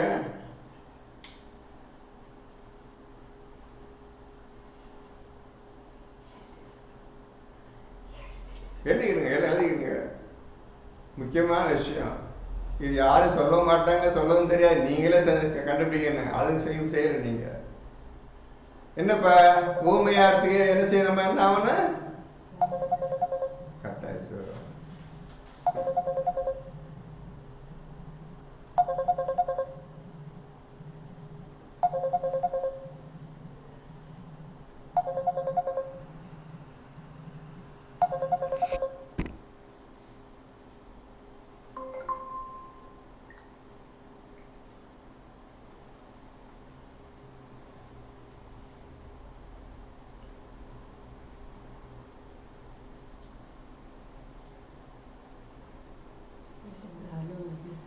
நெசே வழங்குதா?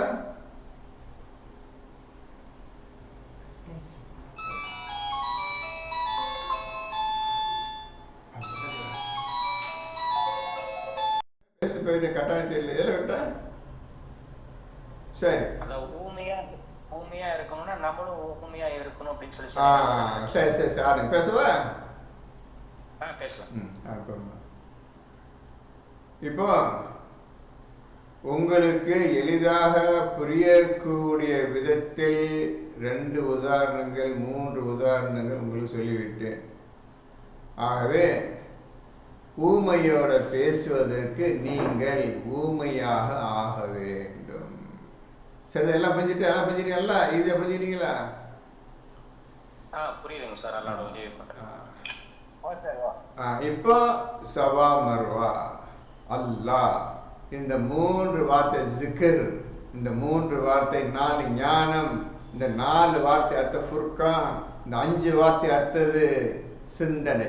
இந்த 5 விஷயத்துக்கும் நீங்கள் எதுவுமே செய்ய முடியாது. No body action, no hands action, no head action, nothing.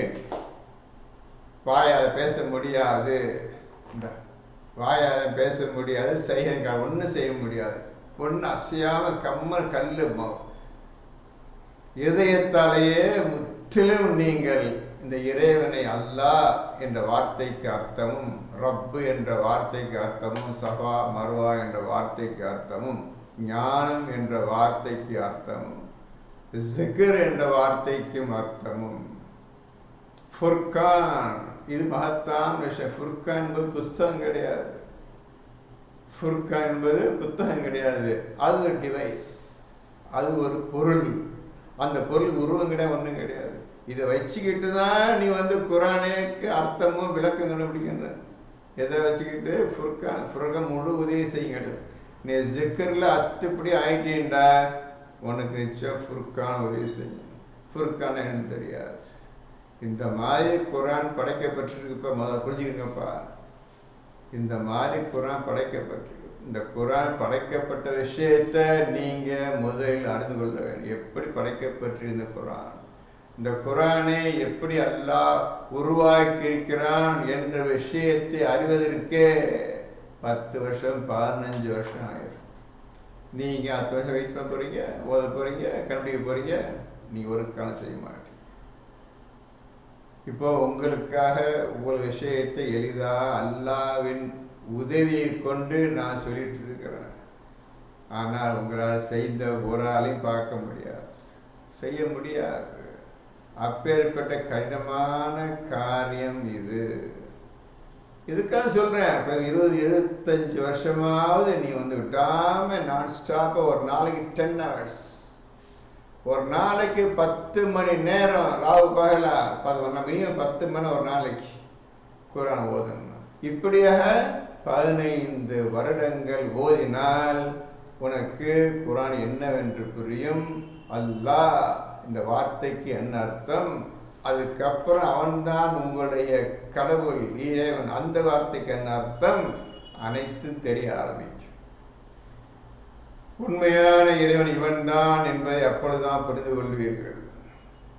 அவ்வளவு கஷ்டமான காரியம் சுலபமாக அல்லாஹ் வைத்திருக்கின்றான். நீ தூய்மையாக ஆகிக்கொள். அது ஒரே ஒரு விஷயம்தான் போதும். குரான் முழுவதும் நீ அறிந்து கொண்டாய். உன்னுடைய அல்லாஹ் அந்த வார்த்தைக்கு அர்த்தமும் விளக்கத்தை அறிந்து கொண்டாய். அவன்தான் உன்னை ரப்பு, அந்த ரப்பை அறிந்து கொண்டாய், புரிந்து கொண்டாய். ரப்புடைய விசேஷம், ரப்புடைய அம்சம், ரப்புடைய ஃபேக்டர்ஸ் அவ்வளவே நீ அறிந்து கொண்டாய். என்னைக்கு நீ தூய்மையாக ஆகிவிட்டாயோ, இறைவன் கிருபையால் உன்னை தூய்மைப்படுத்தி விட்டானோ, அப்பொழுது நீ அனைத்தையும் அறிந்து கொண்டாய். அனைத்தும் என்றால் என்ன? அல்லாஹ், அவனுடைய நபி ரசூல் முஹம்மத், அவன் ரசூலுக்கு கொடுத்த புத்தகம் குர்ஆன், இது அனைத்தையும் நீ தெளிவாக அறிந்து புரிந்து கொண்டாய். சொர்க்கத்துக்கு நீ வழியை அமைத்து கொண்டாய். இவ்வளவு விஷயத்தில் நீங்கள் வர வேண்டும். இந்த விஷயம் சாதாரண விஷயம் கிடையாது. நான் இப்போ சொன்ன விஷயம் உங்களுக்கு புரிவதற்கு குறைஞ்ச 15 வருடங்கள், அதற்கு மேலே கூட ஆகலாம்.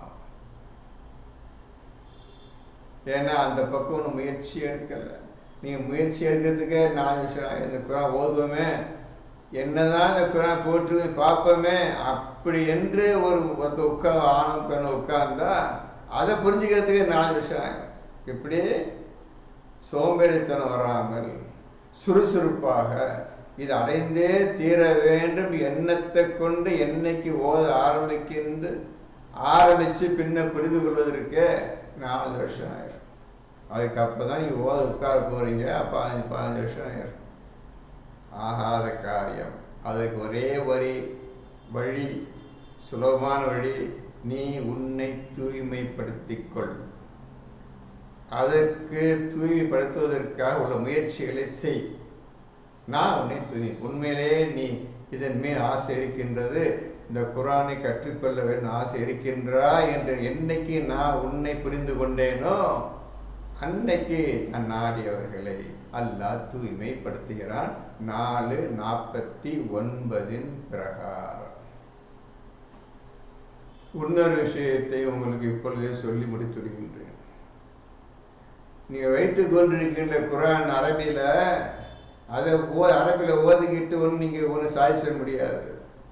எந்த காலத்திலையும் நீங்கள் அதுக்கு அர்த்தம் கண்டுபிடிக்க முடியாது. அதனால் இன்றைக்கி உலகம் பூரா இன்றைக்கி ஒன்றும் தெரியாமல் முழு முட்டாளாகிறாங்க. எவ்வளோ பேர் குரான் வச்சுக்கிட்டு அரபியை புண்ணிய மொழி மண்ணாங்கட்டிய மொழின்னு வச்சுக்கிட்டு ஒன்றும் தெரியாத புண்ணாக்கமாக எல்லாங்கிறாங்க. இன்றைக்கி நீங்கள் இந்த அரபி வச்சுக்கிட்டு ஓதுனால பெரிய அறிவாளி ஆயிடுவோம், பெரிய புண்ணியஸ்தன் ஆயிரம் நினச்சிடாதீங்க.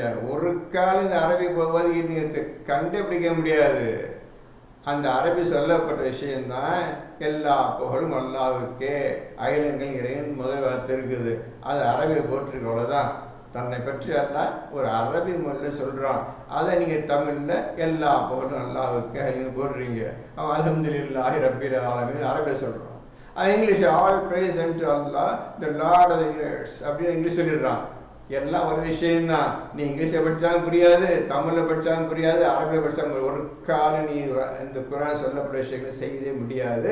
இதற்கு நீ செய்யக்கூடிய காரியம், இந்த குரானை முழுமையாக நீ கண்டுபிடிச்சு ஓதி அர்த்தம் புரிஞ்சு அது மாதிரி செய்யக்கூடியதுக்கு ஒரே ஒரு ஜிக்கர் என்ற லாங்குவேஜ், ஜிக்கர் என்ற மொழியை நீ கற்றுக்கணும்.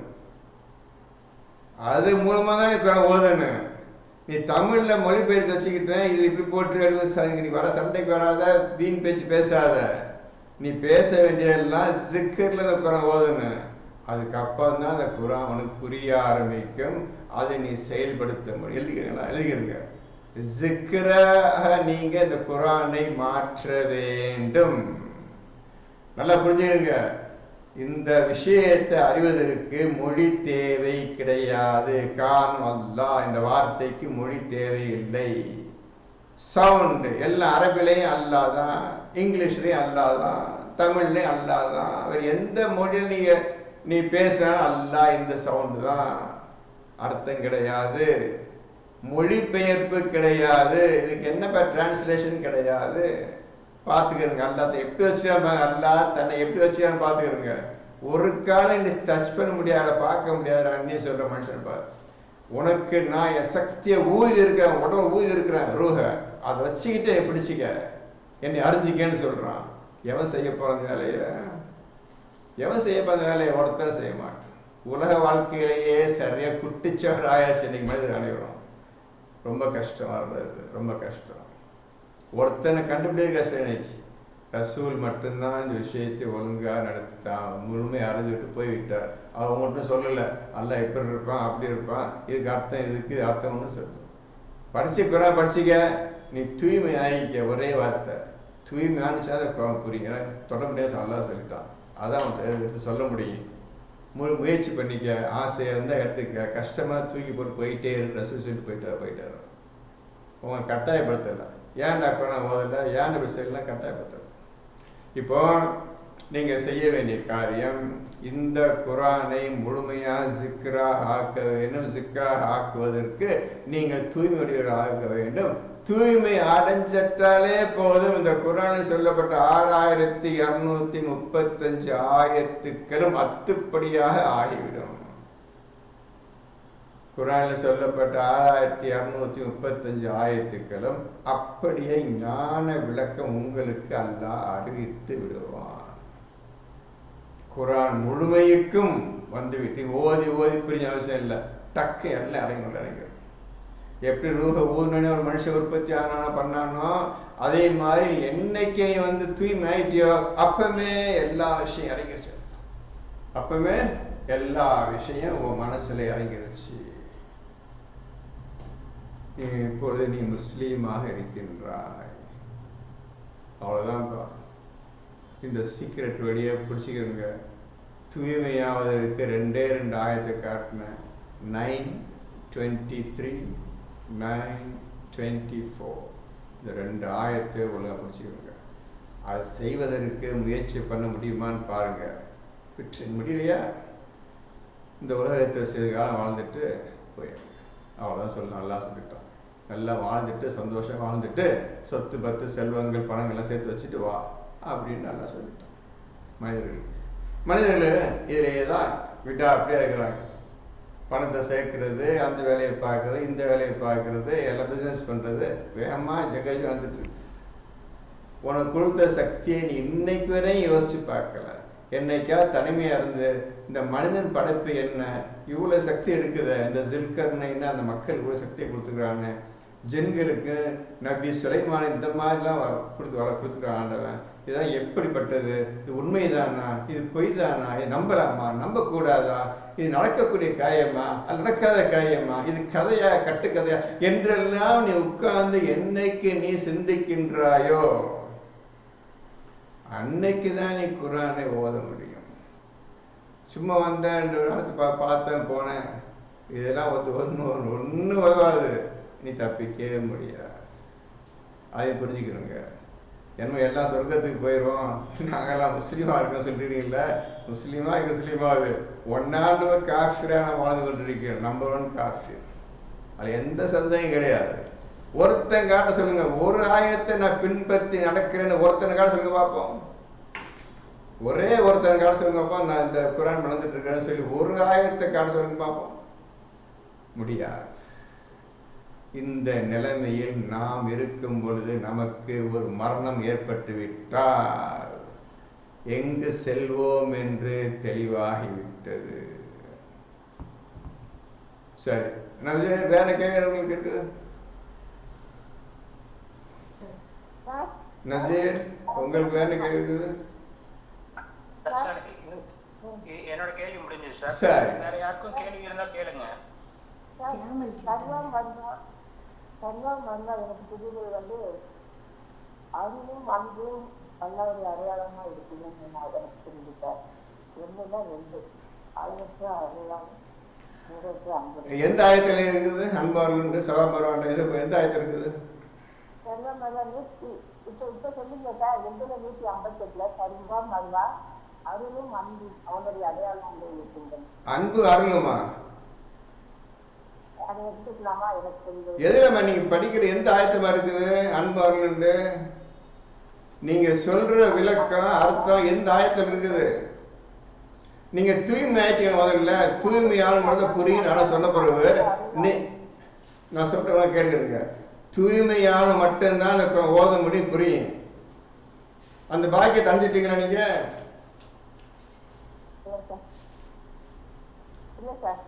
பின்ன அறியாமையா பேச அதான் சொல்றேன். புரியா பேசக்கூடாது அல்ல சொல்றான். எந்த விஷயத்தையும் புரியா பேசாது சொல்றான். இது அல்லாஹ் உங்களுக்கு கற்றுத்தரக்கூடிய விஷயம் எல்லாமே. வாயில் தான் பேசக்கூடாது. உலகம் சொல்லி நீங்க வாயில் தான் பேசுறீங்க.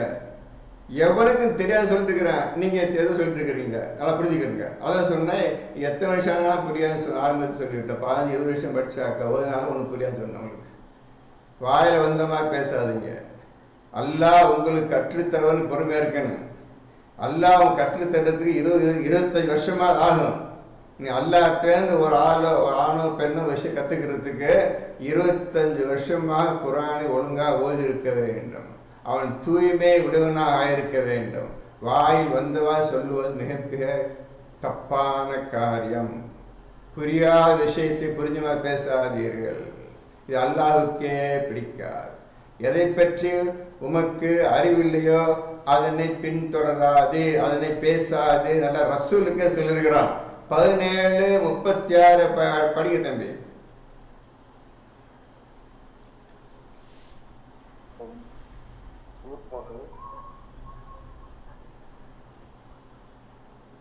மேலும் எதை பற்றி உங்களுக்கு தெளிவு இல்லையோ அதனை தொடர வேண்டாம்.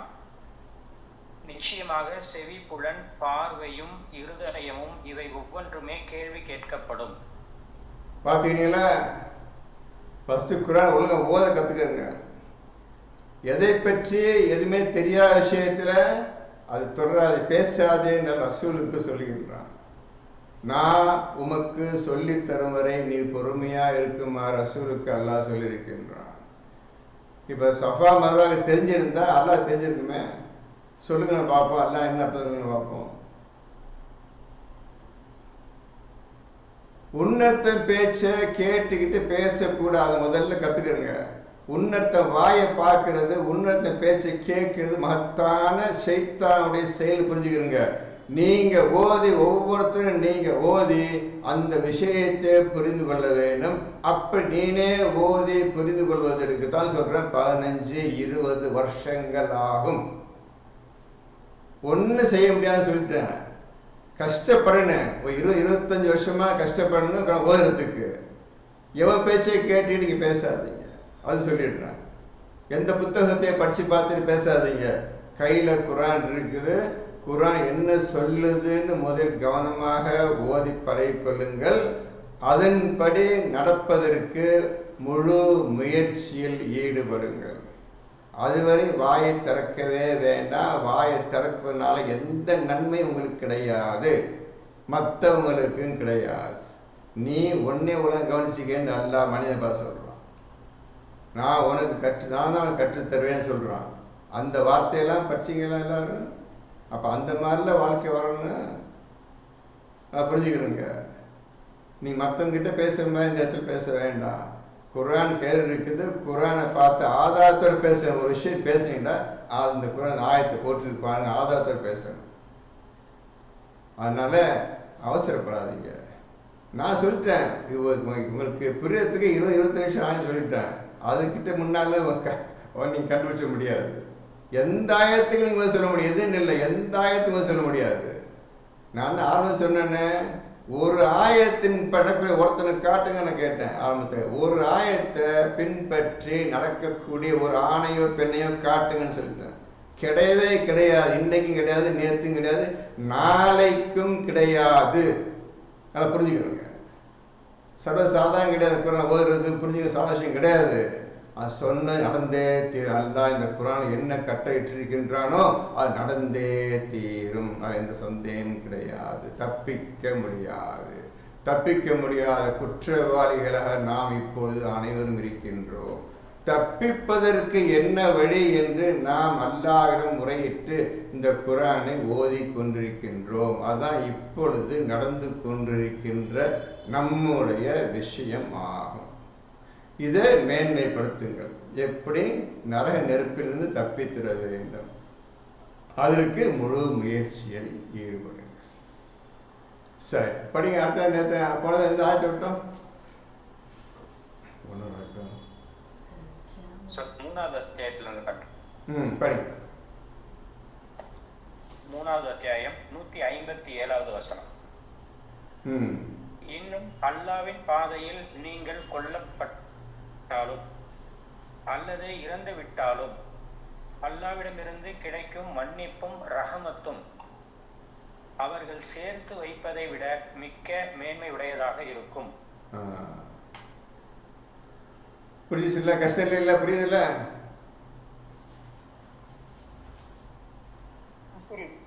அடுத்த படிங்க. 158.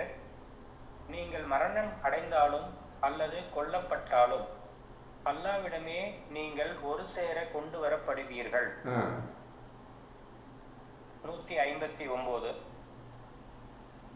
அல்லாஹ்வுடைய ரஹமத்தின் காரணமாகவே நீர் அவர்களிடம் மென்மையாக நடந்து கொள்கிறீர். கொஞ்சம் ஓவரியா படிச்சாங்க. அல்லாஹ் உமக்கு ரஹமத்தை கொடுத்திருக்கின்றான். அந்த ரஹமத்தின் காரணமாக இந்த மனிதர்களிடம் நீர் மென்மையாக அன்பாகவும் நடந்து கொண்டு வருகின்றீர். காரணம், அவர் பேச்சுக்கு விரோதமாக தான் அந்த ஊர் மக்கா காஃபிர்கள் பேசிக் கொண்டிருந்தார்கள். ரசூலுக்கு விரோதமாக தான் நடந்து கொண்டிருந்தார்கள். நிச்சயம் நபிக்கு கொஞ்சம் கோபம் தான் வரும். ஏற்று பேச திட்டுனா கோபம் தான் வரும். ஆனால் அந்த கோபத்தெல்லாம் அடக்கிட்டு அவர்களை மன்னித்து இன்னும் மென்மையாகவும் கனிவாகவும் அந்த மக்களிடம் பேசுகிறார்கள். அடுத்த வரி, நீர் கடுகடுப்பானவராகவும் கடின சித்தமுடையவராகவும் இருந்திருப்பீரேயானால் அவர்கள் உம்மை விட்டு ஓடி போயிருப்பார்கள். நீர் இந்த குர்ஆன் பயானை மனிதர்களுக்கு சொல்லும் பொழுது கோபமாகவும் வெறுப்பாகவும் அவர் ஏதோ சின்ன ஒரு தப்பனிட்டு அதுக்கு மேலே கடினமான கோபத்தை உண்டு பண்ணி பேசுவராகவும் இருந்தால் உன்னை விட்டு போயிருப்பார். சதான் போப்பா நீனும் குர்ஆன் சொல்லி போயிருப்பார்கள். எனவே அவர்களை பொறுத்துக் கொள்வீராக. ஆகவே அவர்கள் பேச்சை உண்மை திட்டுகிறார்கள். என்ன திட்டுகிறார்கள் குர்ஆன்ல பார்த்துருப்பீங்க. எது பொய்யென்று ரசூலை சொல்றாங்க, மெஜிஷியன் சூனியக்காரன் சொல்றாங்க. அப்புறம் ஒன்னு சொல்றாங்க ரசூலை, பைத்தியக்காரன் சொல்றாங்க. இவ்வளோ சொல்றாங்க. குர்ஆனை ஓதி காட்டுனதுக்காக அந்த ஊர் மக்கள் இவ்வாறு ரசூலை திட்டுகின்றார்கள். நீ பொறுத்து கொள்வீராக, கோவப்படாதீர், திருப்பியும் திட்டாதீர், நீ அல்லாஹ்வுக்காக பொறுமையா இருப்பீராக என்று அல்லாஹ் ரசூலுக்கு சொல்லுகின்றான். அப்புறம் அவ்வாறே அவர்களுக்காக மன்னிப்பு தேடுவீராக. இப்படி உண்மை திட்டியவர்களுக்காக அவர் மன்னிப்பை கோருவீராக. மன்னிச்சரியால அவங்கள என்னை திட்டாங்க, அதனால அவன் பிடிச்சிடாத, அந்த மக்கள் மன்னிச்சிடுவாயா என்று அவர்களுக்காக மன்னிப்பு கோருவீராக என்று அல்லாஹ் ரசூலுக்கு சொல்லுகின்றான். அப்புறம் தவிர சகல காரியங்களிலும் அவர்களுடன் கலந்து ஆலோசனை செய்யும். இப்ப என்ன பதில் சொல்லுங்க அப்போ? எனினும் சகல காரியங்களுடன் அந்த யாவனை திட்டுறாங்களோ, யார் உன் பேச்சு கேட்க மாட்டுறாங்களோ அவங்களும் சேர்ந்து சகல காரியம் அவனும் சேர்ந்து கலந்து ஆலோசனை செய்வீராக. என்ன அர்த்தம் அதுக்கு? புரியுதா அவங்களுக்கு? அதுக்கு புரியுதா? எனக்கா புரியுதா? என்ன தம்பி சொல்லுங்க. அவங்க அந்த மாதிரி பேசுறாங்கிறதுக்காக அவங்கள ஒதுக்கி விட்டுற வேண்டாம். திரும்பவும் அவங்கள கூப்பிட்டு வச்சு திரும்பவும் இந்த நல்ல விஷயங்களை அவங்க கூட இந்த கலந்து ஆலோசனை பண்ண சொல்லி சொல்றேன். அதான் அர்த்தம், கரெக்டாக தான் அர்த்தம். புது ஆயத்து இறங்குது. இங்கே வாங்கப்பா, நேற்று வரையும் இறங்கின ஆயத்தை உங்களுக்கு ஓதி காட்டிட்டேன். இப்போ இன்னும் 2 ஆயத்து இறங்கி இருக்குது. இதையாவது சொல்கிறேன், இதாக கேளுங்க என்று யாரெல்லாம் கோவப்பட்டார்களோ மனிதர்கள், அந்த மனிதர்களை கூப்பிட்டு இந்த புது விஷயம் வந்துருக்குதுப்பா, இதாக உங்களுக்கு பிடிக்குதா பிடிக்கலையா என்று கலந்து ஆலோசனை செய்து கொள்வீராக என்று அல்லாஹ் ரசூலுக்கு சொல்லுகிறேன். சரியா ரசூல்? அடுத்தபடி, பின்னர் நீர் முடிவு செய்து விட்டால் அல்லாஹ்வின் மீதே பொறுப்பேற்படுத்துவீராக. ஒரு காரியத்தை நீர் முடிவு செய்து விட்டால், இந்த காரியத்தை செய்யணும் யா அல்லாஹ் அப்படி என்று முடிவு எடுத்து விட்டால் அந்த முடிவை அப்படியே அல்லாஹ்விடம் நீர் ஒப்படைச்சு விடுவீராக. இது நீ தான் செய்து காட்டணும். இந்த ஆயத்துக்கு நீ தான் எனக்கு அர்த்தம் சொல்லணும். இந்த ஆயத்தை நான் எப்படி செயல்படுத்த வேண்டும் என்பதை நீ தான் அறிவிக்க வேண்டும். அனைத்து விஷயங்களையும் அவனுமே பொறுப்பேற்படுத்தி விடுவீராக. நாமும் அதை தான் செய்ய வேண்டும். ஒவ்வொரு விஷயத்துக்கும் அவனையே நாம் எதிர்நோக்கி இருக்க வேண்டும். மனிதனையோ மற்ற புத்தகங்களையோ படிப்பது கூட. இந்த புத்தகத்துக்கு நிகர் எதுவுமே கிடையாது. இந்த புத்தகம் தனிப்பட்ட புத்தகம். இதற்கு ஒப்பாக வேறு எந்த புத்தகமும் கிடையாது. முழுமையாக ஞானம் நிறைந்த புத்தகம். ஞானம் என்ற அர்த்தம் யாருக்கும் தெரியாது. அப்போ இருக்க எப்படி இன்னொரு மனுஷன் எழுத புத்தகத்தை படித்து பார்த்துக்கிட்டு இதுக்கு எதாவது அர்த்தம் சொல்லக்கூடாது. ஜாக்கியாக இருந்துக்கிறங்க.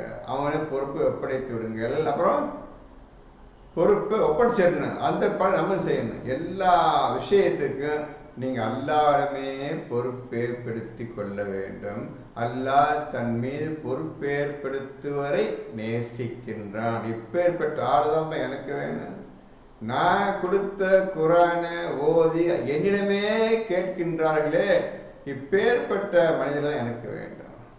தன் வாய்க்கு வந்த மாதிரி இது அர்த்தம் வளரி கொண்டிருக்கின்றார்களே, இந்த முட்டாள் கூட்டத்திலிருந்து எங்களை காப்பாற்றுவாயா.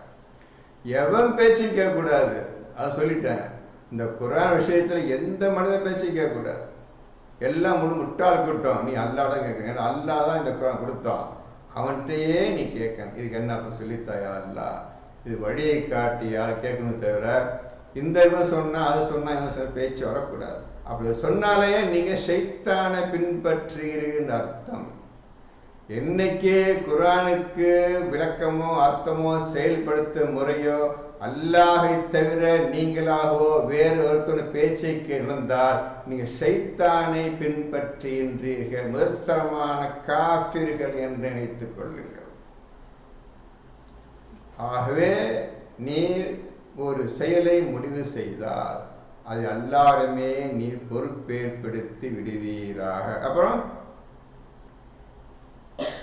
நிச்சயமாக அல்லாஹ் தன் மீது பொறுப்பேற்படுத்துவோரை நேசிக்கின்றான். இப்பேற்பட்ட மனிதனை தான் அல்லாஹ் நேசிக்கிறான். இன்னைக்கு அல்லாஹ் நேசிக்கக்கூடிய வழியில் எவ்வளவு நீ செய்யல, தன் மனசுக்கு தோணுன மாதிரி என்னதான் மனசு வருதோ அதை வைத்து கொண்டு நீங்க ஆட்டம் போட்டுக்கணும். இஸ்லாத்திற்கு சொல்லிக்கிறான். இந்த கூட்டம் ஷைத்தான் கூட்டத்தை சேர்ந்தவர்கள். இப்படியாக அல்லாஹ் சொல்லுகின்றான். அடுத்தபடி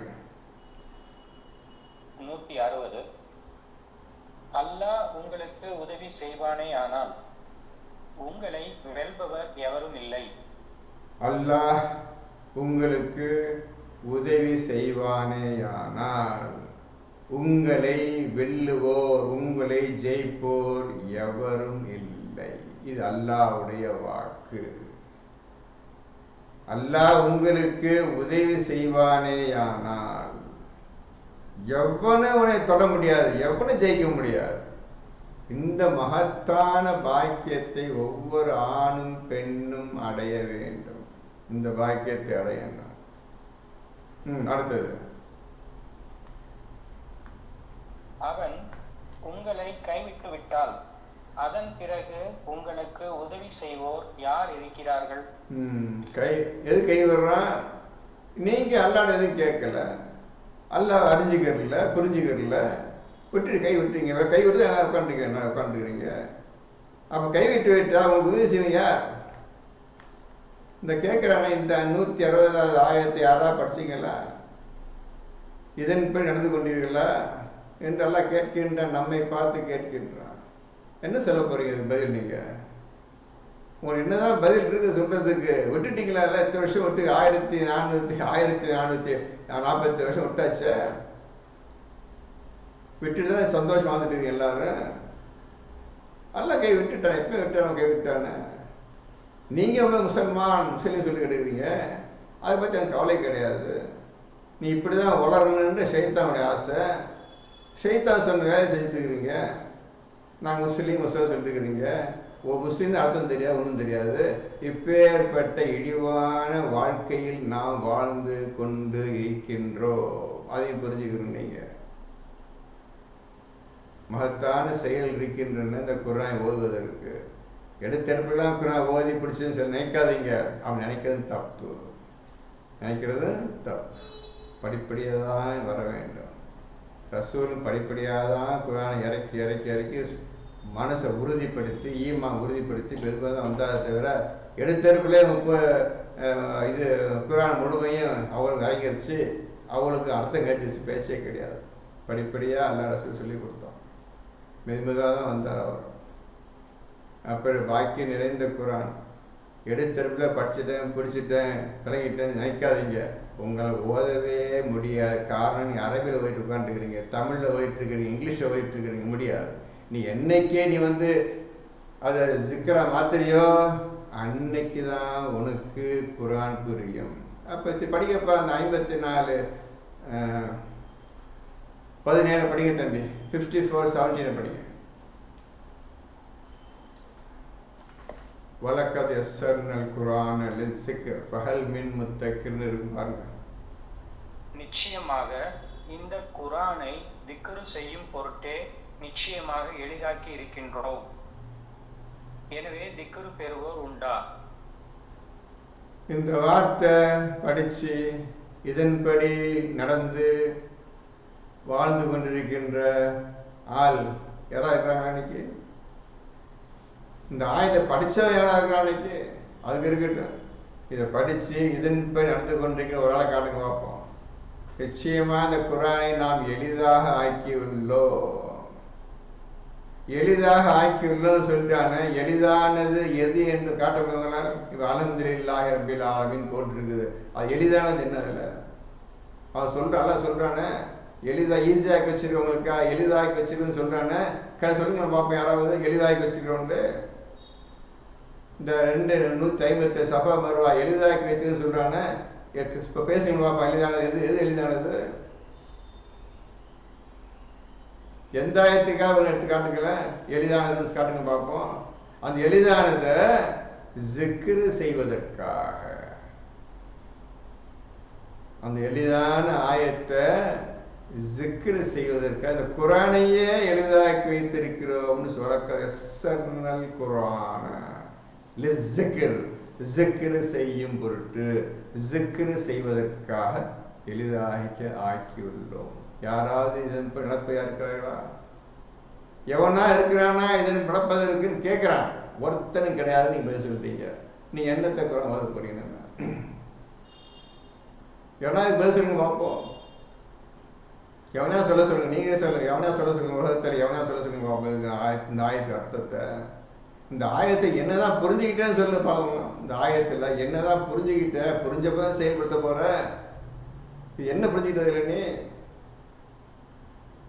ஜிக்ருன்னு அர்த்தமே தெரியாத எப்படி அல்லாஹ் இந்த வார்த்தை அர்த்தம் தெரியாதோ, உயிர் இந்த வார்த்தை அர்த்தம் தெரியாதோ, ஜிக்ர் இந்த வார்த்தை அர்த்தம் தெரியாது. இந்த ஜிக்ர் வச்சுதான் குர்ஆன் ஓதணும். ஆகவே நீங்கள் அரபியில் படிப்பீங்களோ, தமிழில் படிப்பீங்களோ, இங்கிலீஷ், உலகத்தை அனைத்து மொழியும் படிப்பீங்களோ ஒன்றும் பிரயோஜனம் கிடையாது. அனைத்து என்னைக்கு ஜிக்கரா மாத்திரையோ அன்னைக்கு தான் குர்ஆன் புரியும். ஜிக்கராக உனக்கு அல்லாஹ் அறிவித்து தருவதை எப்பொழுது அடைவாய் என்றால், நீ என்னைக்கு தூய்மை உடையவனாக ஆகின்றாயோ, என்னைக்கு பரிசுத்தமான மனிதனாக என்னைக்கு நீ ஆகின்றாயோ அன்னைக்கு உனக்கு ஜிக்ரு முழுமையாக அறிவிக்கப்படும். இந்த ஜிக்கரை அடைவதற்குத்தான் குறைஞ்சது 25 வருஷங்களாக ஆகும். புரிஞ்சுக்கங்க எல்லாரும். இனிமே வாயில பேசுறாதீங்க, எதையும் பேசுறாதீங்க. நீங்கள் எங்கே வேணா பேச்சு கேட்டு இங்கே பேசுறாதீங்க. இனி குர்ஆன் ஓதுக்கு நேரம் வந்துருச்சு. நீங்கள் ஆச்சு உங்கள் குர்ஆன் ஆச்சு உட்கார்ந்தா தப்பிச்சிங்க. எல்லாரும் தப்பிச்சோம். இல்லை, ஒன்றும் கிடையாது. 160 முடிச்சா என்னது இருக்கு சார். எனவே நம்பிக்கை கொண்டவர்கள் அல்லாஹ்வின் மீதே பொறுப்பேற்படுத்திக் கொள்ளட்டும். இப்போ இந்த குர்ஆன் மீது நம்பிக்கை கொண்டிருந்தால் இதன்படி நடக்க வேண்டும் என்று நீங்கள் ஆசை வைத்திருந்தால் அல்லாஹின் மீதே பொறுப்பேற்படுத்தி கொள்ளட்டும். அல்லாஹின் மீது பொறுப்பேற்படுத்தி கொள்வதற்கு அல்லாஹ் யார் என்று நீங்கள் அறிந்து புரிந்து விளங்கி இருக்க வேண்டும். இதை செய்யாமல் நீ எதையும் செய்ய முடியாது. ஆகவே குர்ஆனை ஓத ஆசைப்பட்டால் நீ செய்யக்கூடிய காரியம், இது சொல்லப்பட்ட அல்லாஹ் யார், இவன் இவன் கண்டுபிடிச்சிட்டு தான் நீ அவனை பேச முடியும். அவன் தான் உன்னை தூய்மையாக்குவான். அவன் தான் உனக்கு குர்ஆனை கற்றுத் தருவான். வேறு வழியே கிடையாது. இத்துடன் நான் இந்த பயானை முடித்துக்கொள்வேன். பிஇஸ்னில்லாஹ் அடுத்த வாரம் மேலும் புதிய விஷயங்களோடு சந்திப்போம். பிஇஸ்னில்லாஹ். அல்ஹம்துலில்லாஹி ரப்பில் ஆலமீன். ஹஸ்புனல்லாஹ்.